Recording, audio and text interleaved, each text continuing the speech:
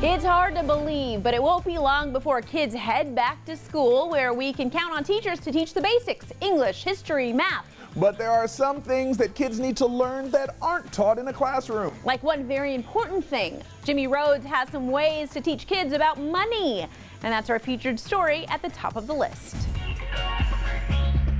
Your parents, they taught you to say please, to not eat worms, and that the birds and the bees involved neither birds nor bees, except maybe on some secret Facebook groups. But they didn't teach you everything. About a quarter of U.S. adults told us that they learned absolutely nothing at all about money from their parents. Creditcard.com's Ted Rossman says the only topic that more than half of parents discussed was saving. So even among people who learned something, they didn't always learn the full picture. So here's how to teach your kid about money. For starters, skip the lectures and make it active. It's so important to teach kids about money in a hands-on way. Start with budgeting basics. Maybe it's like $10 a week at the grocery store for extras, and they can realize that they can't get it all, so they've got to make trade-offs. Because if you blow it all on Cocoa Puffs, you have nothing left for the Skittles.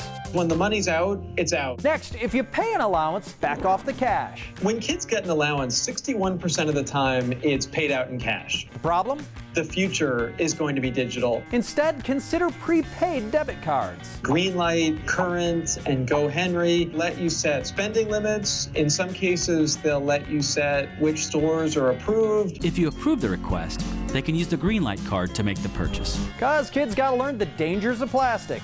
It is different than bills and coins. There's less friction. Next, stoke in interest in interest. Compound interest can work for you or against you. On the downside, if you're paying credit card rates of 18, 20, 25%, that's really going to hold you back. On the upside, explain the magic of compound interest. Every dollar you set aside for retirement in your 20s might be worth $15 or even $20 by the time you retire. Which relates to the final point: invest them in investing. If you want to use some real money, pick some stocks that they like their food or they like the clothes. It's something that a kid has experience with. And actually buy stock in those companies. Or use play money. There's a lot of websites that'll let you set up mock portfolios, and you can buy stock fictionally in real companies. The payoff?